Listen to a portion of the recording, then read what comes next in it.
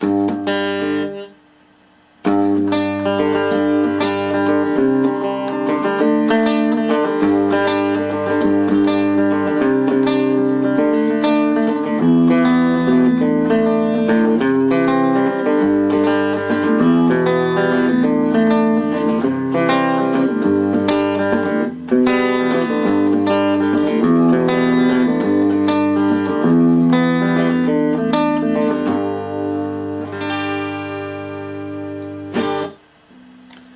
this is Greg Rapaport with StrumSchool, and today we're going to take a look at Green Day's Good Riddance. The song is kind of a light folk rock style, a little bit of an anomaly for Green Day, done mainly on an acoustic guitar. The chords are nice, easy, open position chords. Probably the hardest part of the song is dealing with some of the rhythm sequences involved. Okay, so let's very quickly go over each chord shape that's in the song. So the G chord, we have our second finger on the 3rd fret of low E, our first finger is on the 2nd fret of the A string, our third finger is on the 3rd fret of the B string, and our fourth finger is on the 3rd fret of high E. The second chord of that progression is C major add 9. All we have to do is simply take our middle finger and put it on the 3rd fret of A and our first finger on the 2nd fret of D.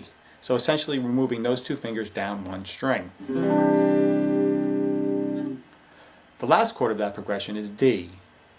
We have our first finger on the 2nd fret of G, our second finger on the 2nd fret of high E, and our third finger on the 3rd fret of the B string. We play bottom 4 strings.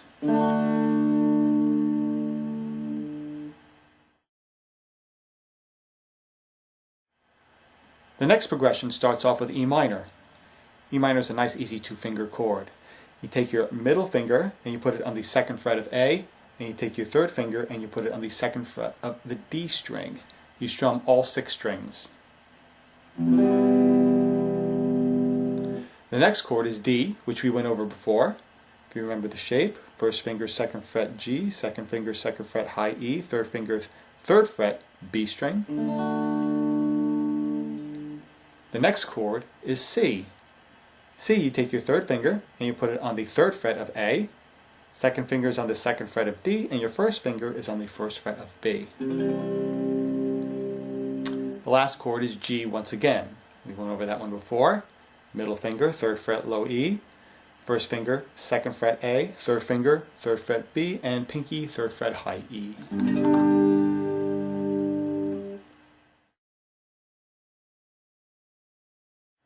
The last progression starts off with E minor, 2-finger chord, second finger is on the 2nd fret of A, third finger is on the 2nd fret of D, then he goes to G, which we went over before, back to E minor, and then to G. These are nice easy shapes, pretty easy transitions, back to E minor,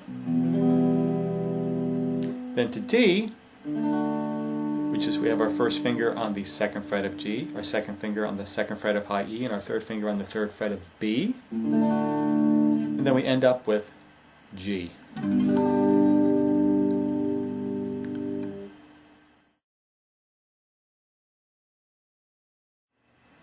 The very beginning of the song, he does kind of like a couple of false starts, which is kind of cool. So let's check out what he does. He puts a G chord up on the fretboard.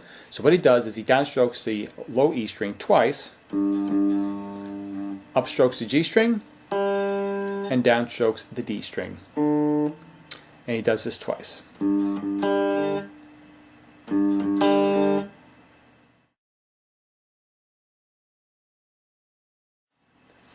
Okay, so let's take a look at both rhythm sequences. The intro starts off with a picking sequence. We're going to put up the G chord, and we're going to talk about this picking sequence in upstrokes and downstrokes. He starts on the low E string with 2 downstrokes. Then he goes to the B string for an upstroke. He goes to the G string for an upstroke. He goes to the D string for a downstroke, and ends up on the G string for an upstroke.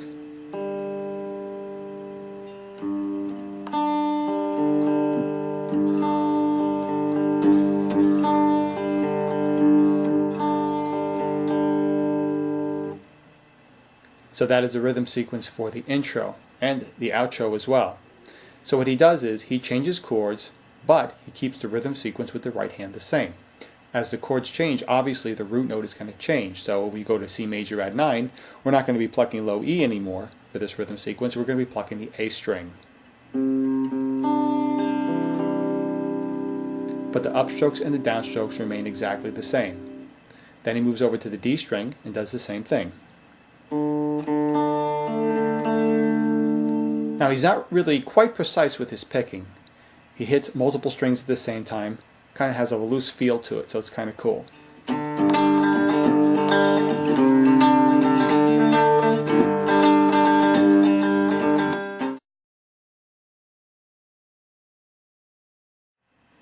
As far as the strumming pattern with his right hand throughout the song, he isn't really completely consistent. He does create variations along the way. What I did is I kind of created a culmination of all these little variations into one particular strumming pattern that kind of works through the whole song pretty well. I find it easy to learn one pattern at a time as opposed to trying to follow each one of his variations. Now the upstrokes and the downstrokes as far as the strumming go like this. We have 2 downstrokes, an upstroke, another upstroke, a downstroke, and an upstroke. So we have down, down, up, down, up, down, down, up, down, up.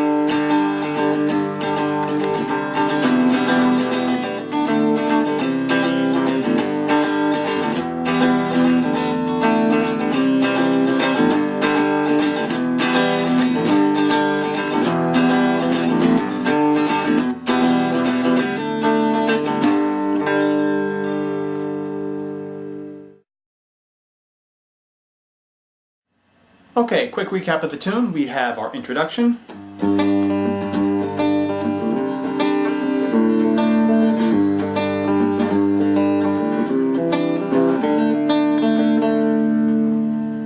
and he plays that picking pattern using all 3 chord progressions. And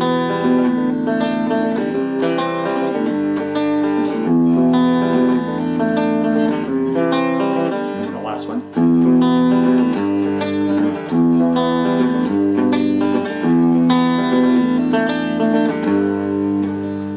There, he starts his strumming pattern.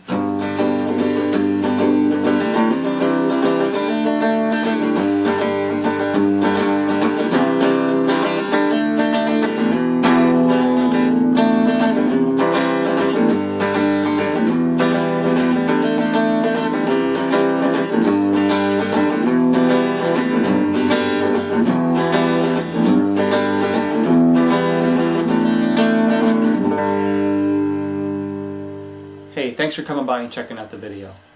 If you'd like further instruction on the song, feel free to contact me for private lessons on StrumSchool.com. This is Greg Rapaport. Take care.